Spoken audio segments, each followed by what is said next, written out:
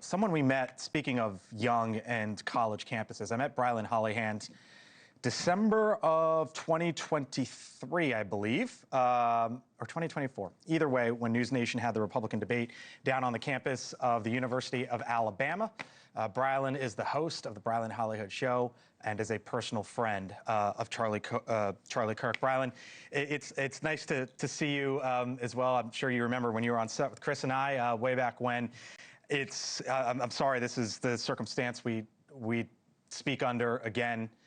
You were friends with Charlie Kirk, excuse me. Explain and sort of pick up from, if you can, from Chris and where the senator were on what he meant for folks like yourself in your age range on that side of the aisle. Yep. Thank you, Blake, for having me. Charlie was larger than life, and he was a walking, talking beacon of hope for the next generation. I cannot tell you the amount of times that I gave speeches on college campuses, and the very first question would be about Charlie Kirk. He was like this rock star to my generation. And I want to be honest with your audience here and say the only reason that Donald Trump is sitting in the Oval Office this afternoon is because Charlie Kirk worked his butt off tirelessly to knock on every door, to go to every campus, to get the next generation off the sidelines. And the first time Charlie and I met, I mean, he was one of my closest friends in this political business that's so lonely at times. He was one of my mentors for close to a decade now.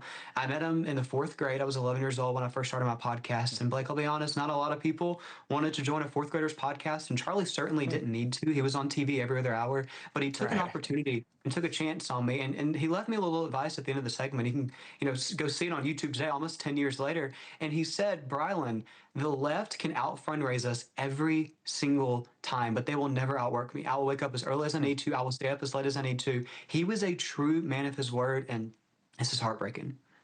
What'd you learn from him?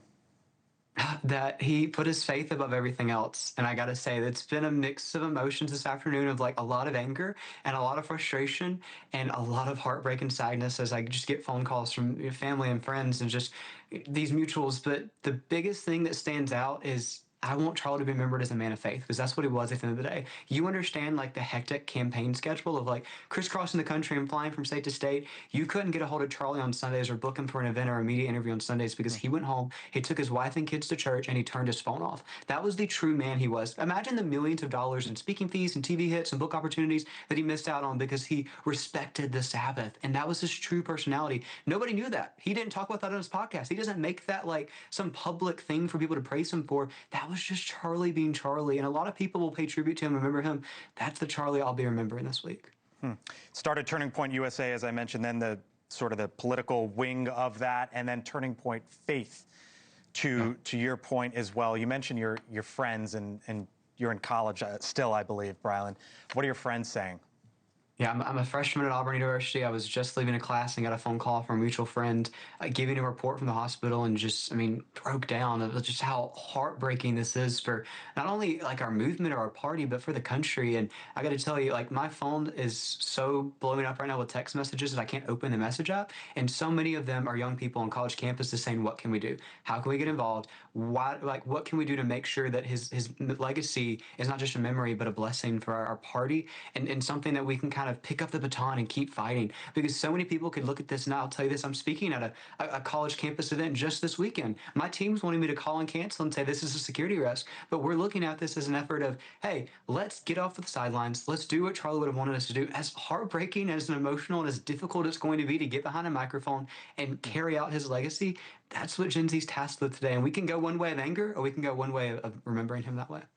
Brilyn Hollyhand, I met you at Alabama. I'm glad I didn't assume that you just went to college there. A freshman over at Auburn University in the great state of Alabama. Brilyn, it's nice to see you. I wish you all the best. I have no doubt we'll be talking again soon. Thank you. Thank you.